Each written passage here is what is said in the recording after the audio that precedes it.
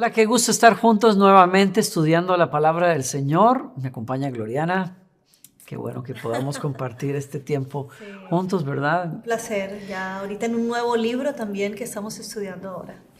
La carta del apóstol Pablo a los Colosenses, y estamos hoy dedicándonos al el capítulo 2 de esa carta. Y siendo que es una iglesia también que Pablo funda, es una iglesia a la cual él tiene que atender a través de una carta. ¿Por qué? Porque hay enseñanzas con las que están luchando los creyentes por parte de falsos maestros e influencias que están tratando de minar la fe que ellos que abrazaron ellos y que estaba centrada en la persona de Jesucristo. Y es lo que vamos a ver en este capítulo. Qué importante es el papel de Pablo para corregir, para afirmar. Él dice, lo vamos a leer en un instante, él se dedica a su labor apostólica en el sentido de que vuelve a llevar a las personas al fundamento una y otra vez y desenmascara de alguna manera cuáles son esos sustitutos que no valen la pena cuando se trata de nuestra fe en el Señor. Y el capítulo va a visitar una y otra vez el tema de la importancia de la madurez, pero esa madurez y ese crecimiento que viene de Dios y que está relacionado íntimamente con conocer a nuestro Señor Jesucristo.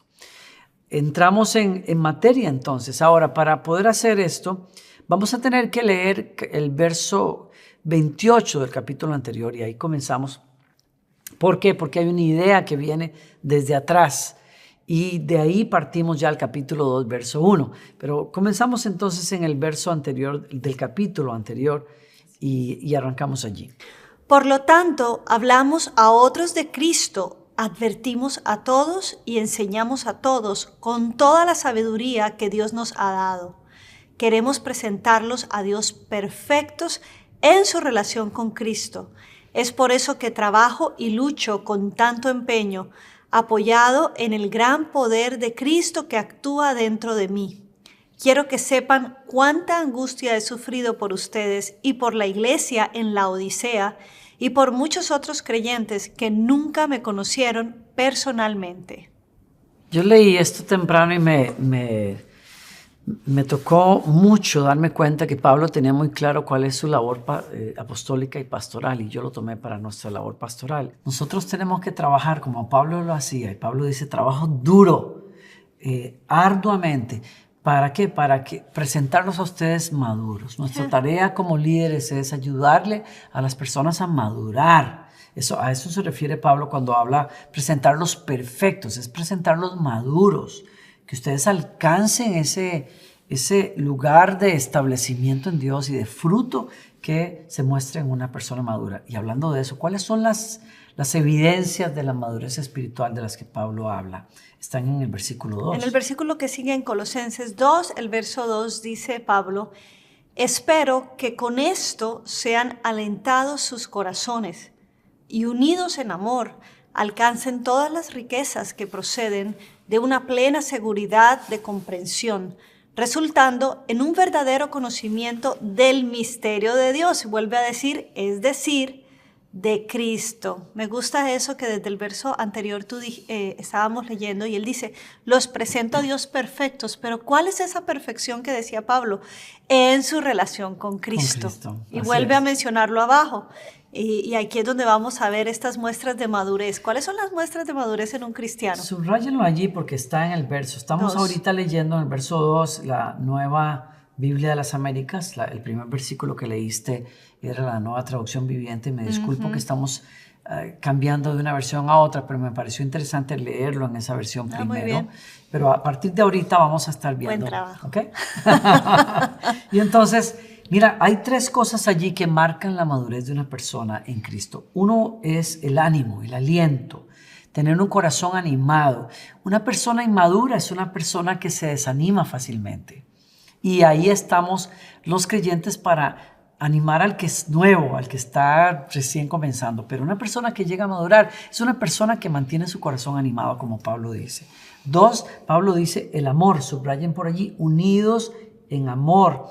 la persona madura es una persona que guarda la unidad, camina en la unidad, entiende que no es fácil, no es que nosotros tenemos ganas de caminar unidos todo el tiempo. Claro, no. Es que decidimos caminar por Claro. encima de las diferencias y cosas que pueden resultar. Y tercero, entendimiento. Una persona madura es una persona que tiene la habilidad de abrazar la verdad del Señor y de aplicarla a su vida. Y eso lo mantiene firme en las cosas de Dios.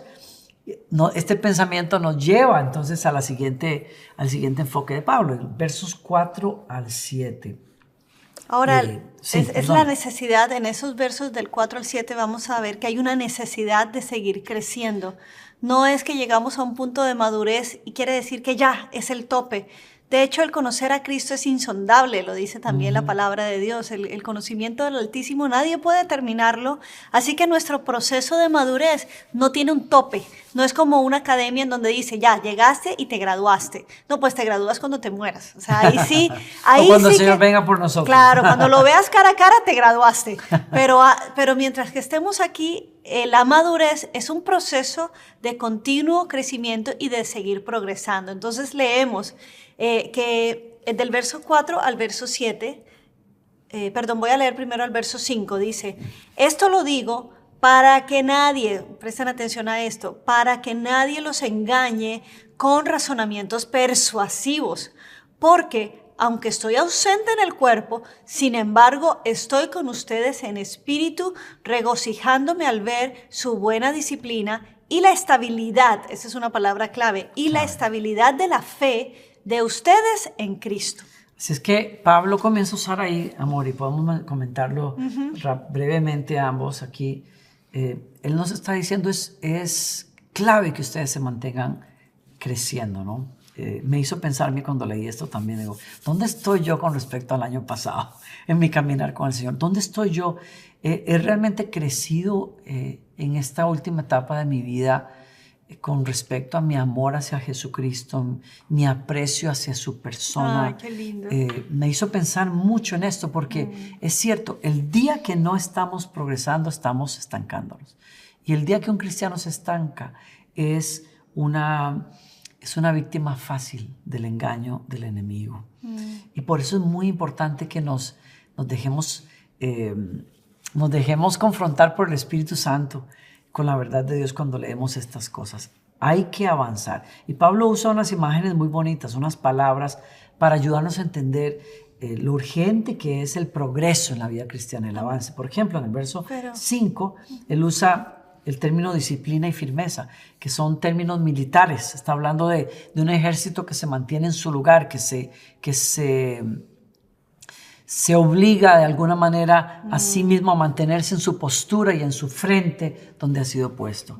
Y eso nos lleva al progreso. Una vez que tú y yo hemos descubierto la palabra de Dios, ¿por qué echar atrás? ¿Por qué aflojar? Más bien todo lo contrario. Dios nos llama a que nos mantengamos ahí, mantengamos firmes. Yo veo aquí la función del apostolado tan clara, porque un apóstol, como es en el caso de Pablo, es uno que vela y aunque la iglesia no está consciente de los peligros, el apóstol puede decir, ojo aquí, porque estos son estas ideas que aunque suenan muy bien porque son persuasivas, realmente lo que van a hacer es distraernos y apartarnos. Y yo me pregunto cómo nosotros debemos, igual como líderes y como bueno, en nuestro caso no funcionamos bajo un apostolado, una persona, pero en este caso Pablo es nuestro apóstol. La palabra de Dios son esos policías, por decirlo, o salvaguardias realmente, gente que nos dice, mira, cuidado con esto, porque se nos meten dentro de nuestras predicaciones y de nuestros libros que llegan a nuestras manos, que son tan buenos, tan inspiracionales, pero espérate un momento, ¿qué me estás hablando? ¿Qué me estás diciendo? Y como que Cristo pierde su brillo y hay otras cosas que empiezan a levantarse en ti, que son importantes, pero que jamás pueden tomar el lugar de Cristo. Y aquí me encanta porque Pablo dice, aunque yo no estoy presente, yo estoy en todas. Y pienso en un padre. Miren, cuando nosotros nos separamos de mi papá, yo tenía 8 años, pero mi papá, cuando ya cumplí 15 años, él tuvo un acercamiento a la casa, una amistad muy bonita, otra vez se retomó, y era interesante porque él sabía todo de nuestra casa. Él tenía sus maneras de saber quién me estaba pretendiendo cuando ya cumplí 17, qué estaba haciendo mi hermano, las amistades. Y nos sorprendió porque él llegaba sin que nosotros les contáramos qué estaba pasando. Él ya llegaba y decía, no, yo sé esto, ya yo investigué quién es la persona que te está cortejando. Gloriana es una persona que viene de acá, ya investigué su familia, ya investigué los negocios. Yo decía, caramba, este papá no está nada presente en el cuerpo, pero está haciendo su labor de padre. Él estaba en todas. Y aquí estoy viendo esa paternidad, ¿no? Ese que sufre por ustedes, como empieza en el capítulo 2, ¿no? Que dice, sufro por ustedes porque yo sé los peligros que quieren meterse en sus vidas. Así que es muy importante no andar solos, no andar desconectados de una iglesia, porque si en una iglesia podemos ser confundidos, aún en una iglesia de sana doctrina, cuánto más no somos presas fáciles cuando estamos solos. Cuando agarramos el navegador y empezamos a ver, vamos a buscar prédicas cristianas que en algún momento pueden ser una bendición, pero en otras no sabemos cómo vamos a discernir si lo que me están diciendo es correcto o no es correcto. Así que mucho cuidado con estas búsquedas muy amplias, porque te estás metiendo en un mercado como el internet. Puedes buscar el gatito miau miau y resulta que te sale la gatita pantera, o sea, te sale cualquier, que es lo que le decimos a mi hija, meterse así puede ser un peligro. Entonces, igual, tienes que ser muy celoso. Número 1 es saber que estás en una iglesia con una sana doctrina, que aman y buscan la palabra, que están así como nosotros buscando y enseñando. Nosotros nos consideramos una iglesia de sana doctrina, y la Biblia te va a dar las claves para que identifiques, y ahorita lo vamos a leer, qué cosas no son sana doctrina. Así que mucha atención. Muy bien, pues Pablo admira y alaba la disciplina y la firmeza de ellos en la fe. En la fe. Entonces nos trae otra imagen, dice en el verso 6, por lo tanto, de la manera que recibieron a Cristo el Señor, así anden en Él. Y habla de un camino. Entonces habla de que si arrancaron por este camino, sigan avanzando por ese camino. Somos peregrinos que tenemos que llegar a una meta. Y por lo tanto, la invitación es, no se desvíen. Ya ustedes saben dónde está el camino. Sigan por ahí. Otra imagen muy linda en el verso 7. Dice, firmemente arraigados. Y ya trae un término que es como de agricultura, que se refiere a un árbol que echa raíces profundas y permanece bien plantado. Y Pablo nos dice, echen raíces firmes en lo que ustedes han escuchado. ¿Qué es lo que han escuchado? Tú lo dijiste muy bien, la enseñanza apostólica. Y vamos a verlo en unos minutos, vamos a profundizar un poquito en ese pensamiento. Otra imagen más está ahí en el verso 7. Dice, edificados en él. Es un término arquitectónico. Cuando Pablo usa la palabra edificio, edificar, está hablando de desarrollar, está hablándonos de que el progreso espiritual implica continuar construyendo la iglesia del Señor, el cuerpo de Cristo. Y otra imagen, el de una escuela, confirmados en su fe, tal y como fueron instruidos. O sea, es repasando claramente qué es lo que básico, ustedes han aprendido. Y la última imagen, para hablar de progreso, al final dice, ustedes van a rebosar de gratitud, así como un río. La imagen es de un río que se desborda. Si ustedes se mantienen firmes, disciplinados buscando a Dios, si ustedes se mantienen en el camino que les hemos enseñado, si ustedes echan raíces, si ustedes siguen edificando el cuerpo de Cristo, si ustedes revisan las verdades que les hemos enseñado, ustedes van a abundar en gratitud. Y esa sí es una característica de una persona que está progresando en la fe. Tiene alabanza, tiene gratitud. ¿Por qué? Porque vive en ese río de la verdad de Dios, como lo decía Ezequiel. ¿Se acuerdan ustedes que hay una imagen muy bonita en el capítulo 47, en donde él habla de un río que sale del trono de Dios y que cada vez se hace más profundo? A eso Dios nos quiere llevar. Sana la ciudad. Sana la ciudad, esa es otra cosa, ¿no? Qué belleza. Y aquí entramos entonces a partir del verso 8 a los peligros que están enfrentando los cristianos. Y de alguna manera, aunque es difícil dilucidar exactamente a qué se refería Pablo en estas cartas. En algunos casos se puede, en otros no necesariamente, pero para nosotros tiene mucho que ver porque nos damos cuenta que el cristianismo está peleando hoy Con también. lo mismo. Con lo mismo, con las distracciones, con los argumentos, con las filosofías que tratan de apartarnos de Dios. Vamos a leer versos 8 y 9 y vemos cuáles son en detalle esos peligros con los que Pablo dice que la iglesia tiene que lidiar. Verso 8, miren que nadie los haga cautivos por medio de su filosofía y vanas sutilezas, según la tradición de los hombres, conforme a los principios elementales del mundo y no según Cristo. Porque toda la plenitud de la deidad reside corporalmente en Él, y ustedes han sido hechos completos en Él, que es la cabeza sobre todo poder y autoridad. Fíjense, Pablo habla de tres cosas allí que nos ofrecen un reto a los cristianos, a esa fe pura en Cristo. Primero menciona filosofías, Sí. luego menciona tradiciones y luego menciona principios elementales del mundo. Veamos esas tres cosas así rápidamente. Qué cosa que uno lo lee, qué lindo, perdona mi amor, qué lindo este estudio bíblico porque si alguien agarra Colosenses y lee, podemos pasarle por encima y ni saber los principios elementales del mundo, quién sabe cuáles eran las filosofías del momento, quién sabe cuáles eran las tradiciones de los hombres, y podemos pensar que son cosas de atrás, pero son cosas que también nos competen a nosotros hoy y que puede ser un peligro para nosotros, y por eso creo que es una excelente oportunidad que hoy estemos aquí compartiendo de esto para seguir madurando. Fíjate, Pablo dice, hay filosofías que nos quieren distraer de la fe. Y no nos equivoquemos, Pablo no está diciendo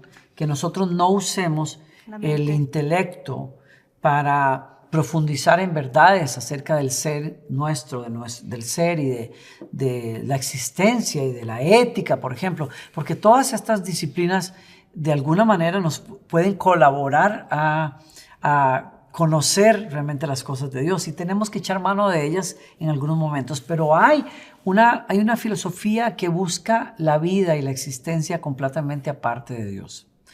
Nosotros hemos leído documentos filosóficos cuando nos hemos preparado en la universidad o en estudios de posgrado, sería en teología, etc.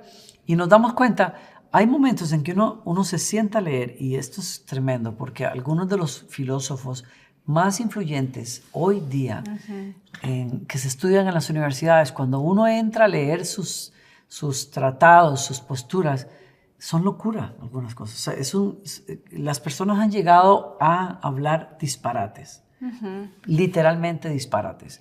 Y en muchas instancias simplemente a la negación, y han dedicado volúmenes enteros a la negación de la existencia de Dios y de la necesidad de la fe en Él, etcétera, etcétera, etcétera. Pablo, como también hemos, con una grata sorpresa, nos hemos dado cuenta que los formadores del pensamiento también son cristianos, algunos. Y recuerdo haber estudiado a Kant, que es el que habla de la razón y cómo es un hombre de Dios, un hombre que dice, esperen un momento, o sea, siempre hay lumbreras, gracias a Dios que hayan esas lumbreras en medio de lo que hace la filosofía es realmente explicarnos el proceso y por qué hoy pensamos como pensamos, porque hoy la sociedad está como está y es importante conocer estas escuelas, estos procesos, sobre todo si eres un líder, si eres una persona que lidia con personas, que no estés descontextualizado.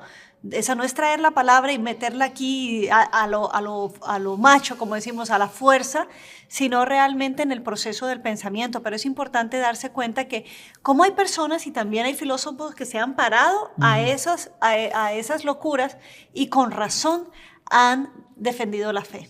Sí, bueno. Entonces... Y todavía nos deleitamos el día de hoy con padres de la iglesia, ¿cómo se les llama? Como Tomás de Aquino. Sí. Que profundizaba en las verdades de Dios y bueno, más recientemente estudiamos a este señor Al de Yale, al de Nueva York. No, Paul. sí, Tillich. Tillich. Espectacular, o sea, Sí. Una mente brillante, una mente realmente. brillante, realmente. Pero Pablo está advirtiendo, hay una filosofía que busca la vida completamente fuera de Dios. Y Pablo dice, cuidado con eso.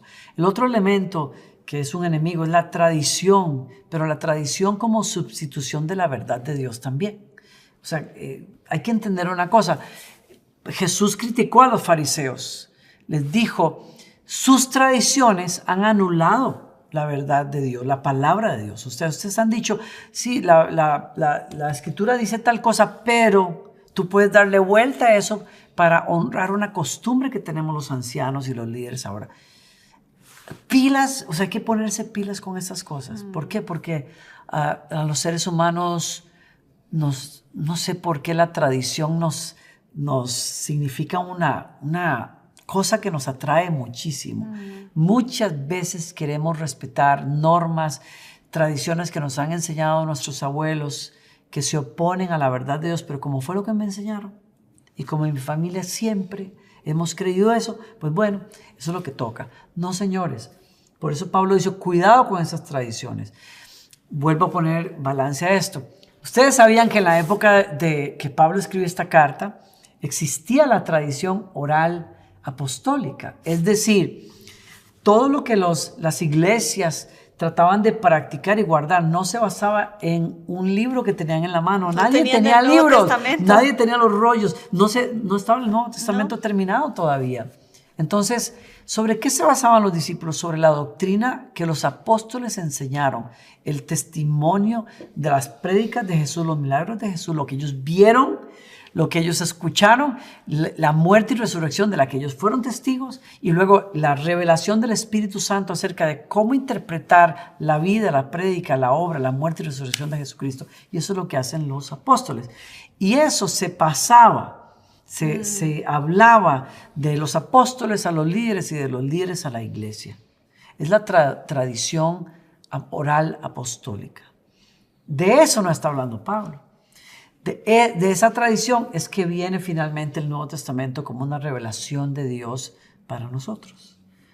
O sea, la tradición tiene un lugar de alguna manera en ese misterioso proceso de Dios para traernos su revelación. Pero Pablo no está hablando de eso. Pablo está hablando de tradiciones que se oponen y que niegan la verdad. Y el otro enemigo son principios elementales del mundo. En otras palabras, lo vamos a ver en un momento, el misticismo, esa creencia de que hay espíritus elementales dentro de la filosofía pagana, espíritus elementales que son como ángeles caídos que gobiernan el universo y que gobiernan las cosas de la tierra, astros que tienen poder sobre las personas, etcétera, etcétera, etcétera. Y Pablo dice, y seres que son como ángeles, a los cuales escuchamos y nos iluminan el entendimiento. Wow, está hablándonos de la historia de la religión. Sí. Y hay países enteros bajo estas cosas. Sí. Pablo dice, y aún dentro de Estados Unidos. Y aún dentro de Estados Unidos. Religiones que han nacido. Pseudocristianas. Exactamente. Exacto, como los mormones. Bueno, o sea, hay una revelación de Dios, sí, pero hay otra revelación que faltaba. Sí, dada por un ángel. Y Moroni nos la reveló a nosotros, por ejemplo. Entonces Pablo está advirtiendo aquí, mucho cuidado, porque me sonó de Monterrey, ¿no? El acento, mucho cuidado. Eso no se puede. Oigan, por cierto, un saludo a todos los de ustedes que nos ven desde tantos lugares. Sí, a mí me encanta. Díganos por ahí de dónde nos estás visitando, nos queremos saludarte. Tenemos personas conectadas del equipo y díganos de dónde están y felicidades otra vez por estar conectados. Algunos regios, quizás haya unos regios por ahí que nos puedan saludar. Pero qué cosa y qué advertencia tan puntual de Pablo para estos creyentes. O sea que la iglesia, los creyentes estaban batallando con enseñanzas falsas que mezclaban elementos de misticismo, filosofía pagana, astrología, filosofía, legalismo judaico. Todo eso estaba batallando contra eso. Y estamos otra vez, lo decimos, parecidos el día de hoy en muchos sentidos. O sea, hay cristianos consultando el horóscopo todavía el día de hoy. Hay cristianos todavía preguntando cuál es mi signo y qué significa eso al respecto de esta muchacha. ¿Será que si ella es Virgo y yo soy Escorpión, será que nos la podemos llevar? ¿Qué sé yo? Y que el alineamiento del planeta tal con el otro, ¿será que eso va a afectar cómo yo... En fin. O cuando se puso de moda hace unos 20 años lo de los ángeles en la iglesia. Que estuvo tan de moda, ¿no? Estaban buscando cuál es tu ángel. ¿Cuál es tu ángel? ¿Cómo se llama tu ángel guardián? Y pídeselo para que él te revele. Yo llegué a leer cosas así. Sí, pídele a ese ángel que te revele cuál es su nombre porque lo mandó el Señor. Y esa adoración y fascinación con los ángeles. Bueno, en resumidas cuentas, Pablo está hablando de legalismo. Lo vamos a ver en el verso 16 al 17, misticismo, 18 al 19, y ascetismo, del 20 al 23. Y antes de entrar en eso, Pablo nos manda así una verdad así brutal, preciosa, cuando nos dice a nosotros, Cristo es la plenitud de la deidad. Verso 9, en Él reside la suma de todo lo que es Dios, de sus atributos. Todo eso fue puesto corporalmente en Él. Y en el verso 10 dice, y ustedes, o sea, no solamente Cristo es la suma, la plenitud de Dios revelado, sino que ustedes han sido hechos completos en Él, que es la cabeza sobre todo poder y sobre toda autoridad. Y cualquier ángel y cualquier supuesto ser por ahí, esencial o primordial o como se le quiera llamar. O doctrina. Cualquier cosa que no se acomode a Él está fuera, porque Él es la cabeza de todo. Claro. ¿No? Entonces vamos a ver. Es más, por cierto, mi amor, tengo que volver a eso, pero pónganos en el chat si usted tiene alguna pregunta. Alguien se va a tomar el tiempo de comentar o dirigirte en la dirección que sea necesario. Y peticiones de oración, ponlas allí también. Queremos estar aquí para cada uno de ustedes. Entonces Pablo nos dice, ¿saben qué? Cristo es la provisión de Dios para nosotros. En Cristo nosotros estamos completos. Así es que echen mano a esa provisión en Cristo y dejen de estar buscando en otras partes. Vamos a verso 11. Mencionar, sí, verso 11 en adelante. Pablo, por ejemplo, nos llama a nosotros a entender, fuimos circuncidados en Cristo. En el verso 11, ustedes también en Él, ustedes fueron circuncidados con una circuncisión no hecha por manos, al quitar el cuerpo de la carne mediante la circuncisión de Cristo. Y para que Pablo se está refiriendo a esto, para que Israel fuera Israel. Cada varón que nace en Israel tenía que sufrir el quitar la carne de sobre el prepucio para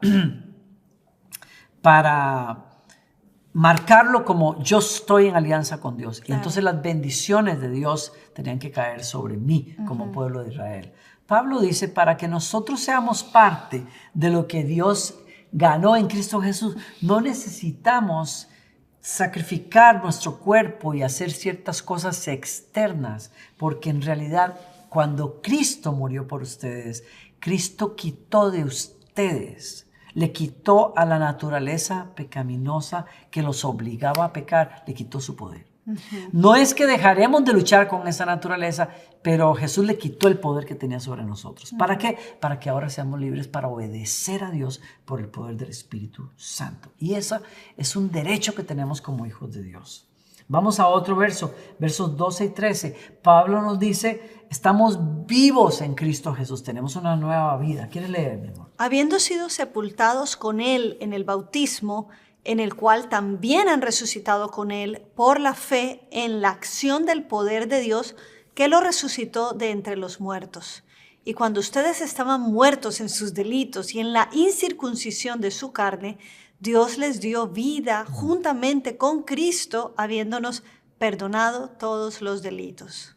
Bellísimo. Nosotros fuimos sepultados, dice, en el bautismo. El bautismo es una imagen de eso, precisamente. Cristo descendió a la tumba como cuando nosotros nos dejamos sumergir en el agua, pero resucitó para darnos una vida nueva. Eso es lo que en el bautismo hacemos, es una identificación por fe de que si Cristo hizo eso, y yo estoy en Cristo, yo me identifico por fe y yo morí al poder del enemigo sobre mi vida, al poder de la carne y el mundo sobre mi vida, y ahora tengo el poder de una nueva vida, una nueva creación. Esto puede sonar como muy, ¿verdad? Muy por allá, pero la forma en que nosotros lo bajamos a tierra todos los días es cuando tú y yo estamos luchando, cuando tú y yo estamos siendo tentados a volver atrás, cuando los patrones de pensamiento de la vida pasada tocan la puerta y quieren controlar cómo nosotros actuamos hoy, una y otra vez, tenemos que regresar a qué Cristo es e hizo por mí y a verme por fe en Él. Como Pablo decía, con Cristo estoy juntamente crucificado. Pablo nunca estuvo en la cruz donde Cristo murió. Se veía por fe en esa cruz, porque si Cristo lo hizo por mí. Entonces Pablo se veía y decía, ya yo estoy muerto al mundo y el mundo está muerto para mí. En otras palabras, cuando yo soy tentado a volver al mundo, cuando el mundo quiere seducirme con sus invitaciones, yo vuelvo a verme en Cristo Jesús y digo, no, ya yo estoy muerto para eso. Y hay en mí, por la fe, un nuevo poder para vivir para Dios. Verso 14, Pablo nos dice, ustedes son libres de la ley en Cristo, habiendo cancelado el documento de deuda que consistía en decretos contra nosotros y que nos era adverso, y lo ha quitado de en medio, clavándolo en la cruz. La ley decía, maldito todo aquel que no cumpla la ley. Nosotros estábamos bajo maldición. ¿Cuál de nosotros puede cumplir los 10 mandamientos a cabalidad? Solo los 10 mandamientos. Bueno, nos esforzamos por cumplir el 1, el 2, el 3 y de pronto fallamos en el 5. Pablo dice, si fallas en uno, fallas en todos. Estábamos quebrados espiritualmente hablando. Si tú todavía estás viviendo, tratando de cumplir los mandamientos de Dios y tú dices, yo estoy haciéndole mi mejor fuerza, mira, no pierdas el tiempo. Cristo vino al mundo precisamente porque todos nosotros estábamos bajo la maldición que la ley prescribe. ¿Y qué hizo Jesús con esa maldición? Entiéndanse bien lo que estoy diciendo. La ley, dice Pablo, es buena. Lo que Dios le reveló a su pueblo es santo, es su palabra. Pero la maldición proferida sobre el que no cumplió, eso es lo que Satanás trajo sobre nuestras vidas. Y esa maldición, Cristo la agarró y la puso sobre él, porque la ley decía también, maldito todo aquel que es clavado o colgado de un madero. Jesús tomó nuestra maldición y la llevó sobre él para que sobre nosotros esté la gracia, el perdón y la bendición de Dios. Y por último, verso 15. Y habiendo despojado a los poderes y autoridades, hizo de ellos un espectáculo público, triunfando sobre ellos por medio de él. Tremendo, ¿no? O sea, no solamente Cristo venció el poder del pecado sobre nosotros, sino que venció los poderes espirituales sobre nosotros. Y en ese sentido, lo que pasó en la cruz fue engañoso al ojo humano, porque mientras los soldados y los judíos pensaban que estaban clavando a Jesucristo, espiritualmente estaba pasando todo lo contrario. Jesucristo estaba clavando a sus enemigos y los estaba venciendo a través de su cuerpo que quedaba en la cruz. Y esa imagen se refiere a la imagen de un general romano cuando entraba victorioso después de estar haciendo una guerra en un país extranjero y traía hacia Roma, todo el botín y los cautivos, los príncipes y los reyes de naciones que ahora se sometían a Roma, los traía amarrados y hacía un espectáculo público por la calle principal de Roma, mientras todo Roma lo alababa con inciensos y palmas. Eso fue lo que Jesús hizo en la cruz. Arrastró a Satanás y a sus demonios y a los principados y potestades que habían tenido oprimido al mundo y los clavó en la cruz y les quitó las llaves de autoridad. Y ahora la autoridad está sobre el nombre de Jesucristo. Así es que ustedes y yo tenemos eso en Cristo Jesús. ¿Por qué comenzar a buscar en otro lugar victoria y vida y madurez y significado si todo eso nos lo da Cristo Jesús? Es una cuestión de apropiación, de realmente uno, como tú dijiste, si Pablo dijo, yo estoy crucificado con Cristo, yo creo que cada uno necesita apropiarse de ese sacrificio, Todos los de días. eso que Jesús ganó para uno. El otro día hablábamos con nuestra hija y ella decía, cuando hago algo malo, ¿por qué no se me quita el sentimiento de culpa, el sentimiento de sentirme todavía mal, aunque ya hubo perdón, aunque ya hablamos de esto? Y la mirábamos y le decíamos, eso nos pasa a todos, todos estamos lidiando con esos sentimientos, pero le recordamos que el sentimiento es porque han habido pensamientos incorrectos, te has quedado clavado en la condenación, en la culpa, en lo negativo, en lo que hiciste, cuando lo que tenemos que vernos es perdonados, ver el sacrificio de Jesús, ver la esperanza, la salida a nuestro problema. Y cuando vemos a Jesús, lo que sale de nuestro corazón es gratitud. Y conforme vemos eso, nos vamos sintiendo perdonados. Entonces, el sentirnos libres radica en que realmente entendamos quién ganó nuestra libertad y que lo creamos aquí. Y que cuando lo creamos, entonces vamos a vivir como verdaderamente libres. Y yo creo que lo que tratan de hacer, como bien dijo Pablo en esos versículos, todas estas cosas que no son de Cristo, todas estas enseñanzas, vienen a poner un lazo, dice, él dice, para que no los sometan a otra vez, no dice esclavitud, ¿cómo dice él? Es que los lleven cautivos. Exacto, cautivos, esa es la palabra que dice, que miren que nadie, en el verso 8, miren que nadie los haga cautivos. Por medio de estas cosas que vamos a ver que son filosofías o el legalismo, la tradición de los hombres y los principios elementales que acabaste de explicar. Justo vamos a eso y quiero que subrayes y ponlo ahí en el chat si quieres para recordárselo a todos. Cristo es superior al legalismo. Es lo que vamos a ver en los versos 16 y 17. Estamos hablando de los 3 enemigos que Pablo menciona a la madurez en Cristo Jesús y cómo tenemos que enfrentarlos. Y Pablo termina afirmándonos claramente, no se sometan a esas cosas. Primero que nada, Cristo es superior a ese legalismo. Es un legalismo gnóstico. Estoy citando a un comentarista muy bueno. El legalismo gnóstico decía que la ley judaica podría ayudar para que los creyentes se hicieran más espirituales. Si se circuncidaran o si observaran sus dietas y los días consagrados, entonces formarían parte de una élite espiritual. O sea, de los maduros, esos son los maduros. Exacto.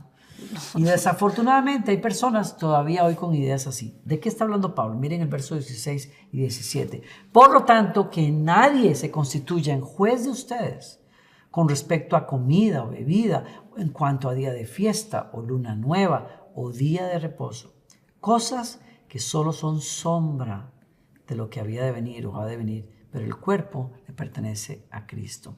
Tú no te debes, ni yo, a un día que practicaron judíos. Yo no me debo a unas fiestas hermosas, todas con gran significado, que todas apuntaban a Cristo. Yo como creyente, tú como creyente y tú como creyente, tú no te debes a la ley, tú te debes a Cristo.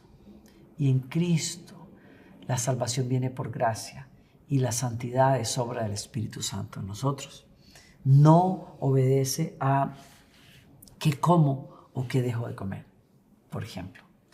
Hay cristianos, tanto en el pasado y judíos, como hay el día de hoy, personas que dicen, no, porque yo no como ciertas cosas. ¿Por qué? Porque estaban en la ley, por ejemplo. ¿Estoy diciendo que hay algo mal en la ley? No, había razones por las cuales Dios le pidió a sus hijos que se guardaran de ciertos alimentos y que unos se llamaban puros, otros impuros. Pero en el Nuevo Testamento, el Señor le dijo a Pedro, no llames impuro lo que yo ya purifiqué.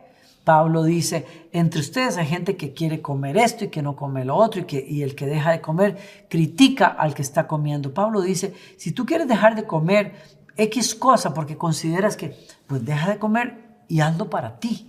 Exacto. Pero no juzgue la conciencia del otro porque lo hace, porque en Cristo hemos sido llamados a libertad y todas las cosas, dice 1 Timoteo 6:17, nos da todas las cosas en abundancia para que las disfrutemos.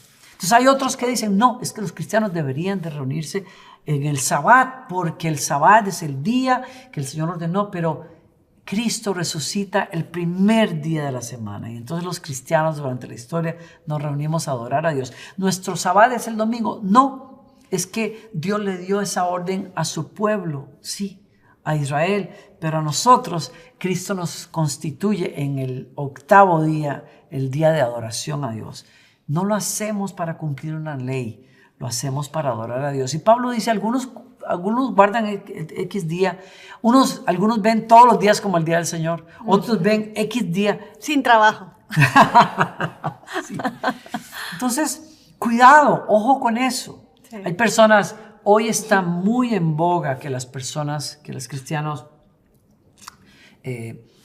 estudiemos y estudien las fiestas y cómo se hacían las bodas judías y la fiesta de los tabernáculos. ¡Qué belleza! Yo estuve en Israel, escuché muchas de estas cosas y me encantó escuchar a la que dirigía este peregrinaje explicarnos cómo se interpretaba esto. He estado en estudios donde se nos dice, bueno, esta fiesta representa a Cristo acá, la Pascua, cuando hemos hablado de la Pascua, es bellísimo todos los detalles, pero hay un momento en que eso se cruza una línea y las personas comienzan a practicar de nuevo estas fiestas porque se considera que al honrar estas fiestas y costumbres nos acercaremos más a Cristo.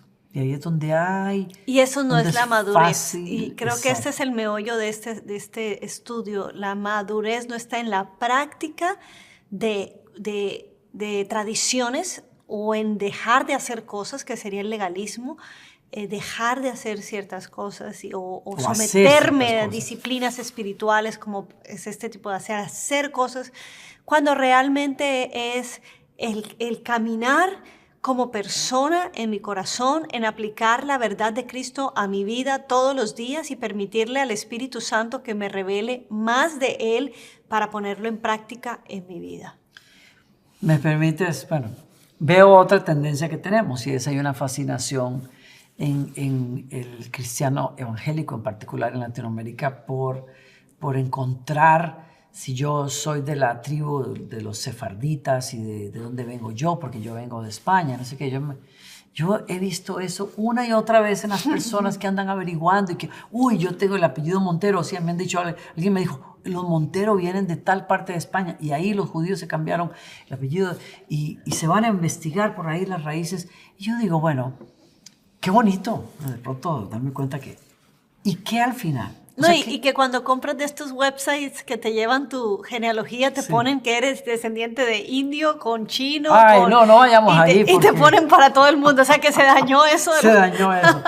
Y yo digo, hay tanto esfuerzo que ponemos para encontrar si yo soy israelita, cuando en el Nuevo Testamento Jesús nos dice, en él ya no hay ni israelita, ni judío, ni griego, ni hombre, ni mujer, ni esclavo, ni libre. ¿Dónde está tu identidad? Exacto. Está en Cristo. Exacto. Cristo es el que me da la identidad. Yo y tú, somos hijos de Dios, herederos de las promesas de Dios. Eso es lo que te tiene que preocupar. Exacto, y por lo tanto herederos. No porque venimos de un pueblo tal, sino porque somos en Cristo. Danilo, ¿estás poniendo de menos a Israel? No, jamás. Es el pueblo escogido de Dios y Dios tiene un plan con él. Y unas promesas. Y unas promesas que se van a cumplir. No, pero conmigo, que no soy judío, bendito sea Dios que Jesús vino por nosotros. Y recibimos las promesas. Gracias a Dios. Y nos alcanzó la misericordia que no nos iba a alcanzar de otra manera. El otro enemigo es el misticismo. Cristo es superior al misticismo. Así que me encanta cómo va cerrando el apóstol con lo que venimos hablando. En el verso 18 casi que yo diría, así que nadie los defraude de su premio. O sea, nadie venga a echarte cuento ni poner en menos tu premio. Tu fe, sí. No te defrauden de tu premio, deleitándose en la humillación. Ellos se deleitan en la humillación de sí mismos y en la adoración de los angelitos, basándose en las visiones que han visto, envanecidos por causa de su mente, que todavía es carnal. ¿Qué es una mente carnal? Una mente que está todavía con las mirada en este mundo, con los méritos que puedes recibir de aquí, con los elogios, con las posiciones. Como dice Santiago, es una mente llena de envidia, ¿verdad? Una mente carnal, es una mente que está pendiente, es ser mejor que el otro, pero no haciéndose a la cabeza, dice el verso 19. O sea, nunca se han agarrado realmente a Cristo, de la cual todo el cuerpo, nutrido y unido por las coyunturas y ligamentos, crece con un crecimiento que es de Dios. Hoy tenemos que tener claro algo, la revelación máxima, más clara y definitiva de quién es Dios, qué piensa Dios, es Jesucristo. Se acabó. Nunca un sueño ni una revelación que tú tengas se va a equiparar a la revelación de Dios en su palabra acerca de Jesucristo. No hay. Si no hay misterios y códigos y descubrimientos que tú puedas hacer, revelaciones de ángeles y espíritus que puedan equipararse a la verdad de Dios. Y esa búsqueda de lo místico, de la experiencia, del manejo de la energía, de qué sé yo, tantas cosas que hay por ahí hoy. Nada de eso, dice Pablo, es y se relaciona con la cabeza que es Jesucristo. Lo que tú y yo necesitamos para vivir en el poder de Dios, la gracia de Dios, la santidad de Dios, todo eso está en Jesucristo. Y en la medida en que lo conozcamos, se devela para nosotros y participamos de esas cosas nosotros. El último enemigo que Pablo menciona es el ascetismo. Está en los versos 20 al 23. Si ustedes han muerto con Cristo a los principios elementales del mundo, ¿por qué? Como si aún vivieran en el mundo, que quiere decir como si vivieran todavía gobernados por ese tipo de rudimentos de la religión, del mundo espiritual según los humanos.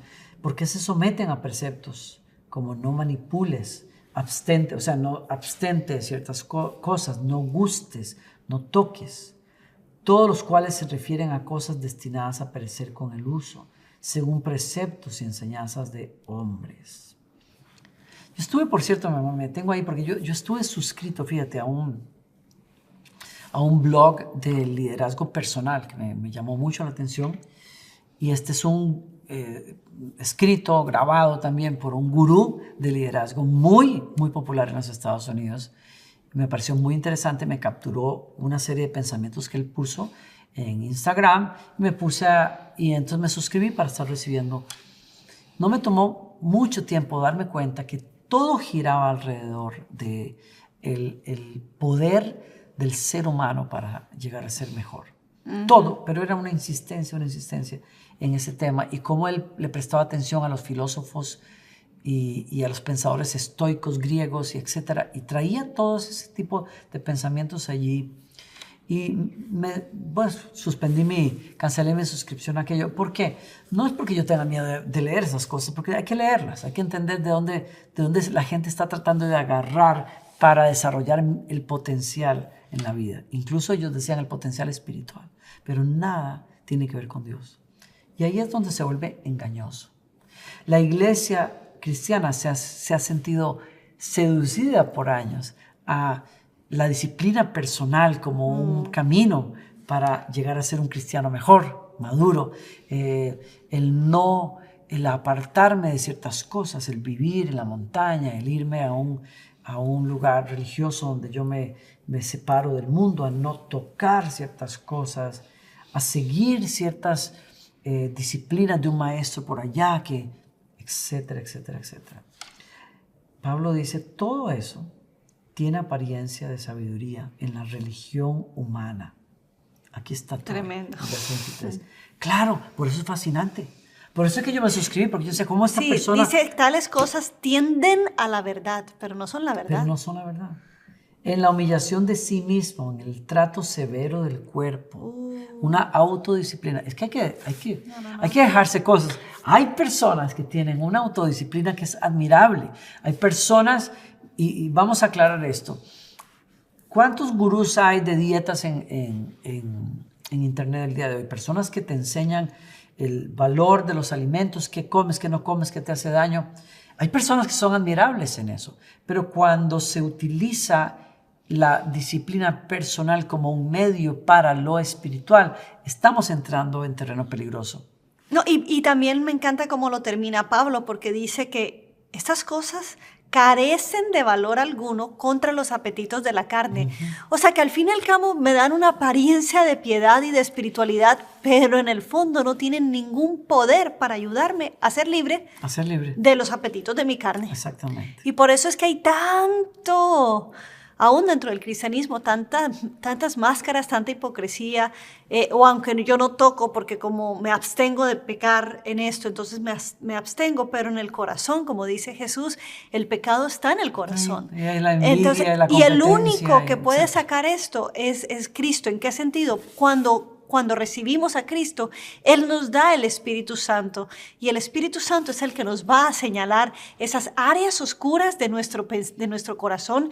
Y como dice que cuando estamos en Cristo, Él es fuerte en donde somos débiles. O sea que sí, Él nos va a dar el poder para vencer, para desarticular las artimañas del enemigo sobre nuestra vida, para realmente que ese apetito de nuestra carne sea saciado con Cristo, con la plenitud de Él. Cuando nos llenamos de Él, cuando Él nos confronta con su verdad y nos ubica muchas veces, ¿qué tenemos que decir? Señor, perdónanos. Y Señor, gracias porque tú me haces libre de esto. Así o sea, es. no es un tratar y tratar y tratar, es realmente una libertad en dependencia, en el caminar diario con Cristo y con su Espíritu Santo. Así es que la invitación hoy es: disfruta quién eres en Cristo. Disfruta a tu Señor, conócelo. E invitamos al Espíritu Santo a que Él nos enamore de Cristo. Amén. A que Él nos revele cada día más qué hizo por nosotros, quién es Cristo para Gracias, Señor, nosotros, por eso. quiénes somos en Él. Yo oro y oramos que el Señor nos ayude a no estancarnos, que podamos progresar como lo oraba Pablo, que podamos seguir avanzando en la verdad de Él, que no te dejes distraer Señor. por cosas que son Señor. fascinantes, pero que no son esenciales. Señor. Cuando se trata Líbranos de de vencer eso, el Señor. pecado y de caminar en una novedad de vida, como Gracias, dice la Señor. palabra del Señor. Y oro que los ojos de tu entendimiento y el mío se alumbren, En el nombre y de que Jesús. podamos conocer a Cristo más profundamente, amarlo, y que podamos caminar en Él, continuar caminando en Él, en su gracia, en su amor y en su poder. En el nombre de Jesús. Amén. Gracias, mi amor. Qué bueno compartir A este ti, ratito otra vez. igualmente. Escríbanos, por favor. Déjenos saber dónde están ustedes. Si tienen alguna pregunta, vamos a vernos la próxima semana con la continuación de este estudio. Recuerden, las notas están acá también. Ustedes pueden descargarlas aquí mismo en nuestro canal de YouTube. Y bueno, manténganse también conectados e informados con todo lo que estamos haciendo en Lakewood. Nos vemos este fin de semana. Va a estar muy bueno. Un abrazo a todos.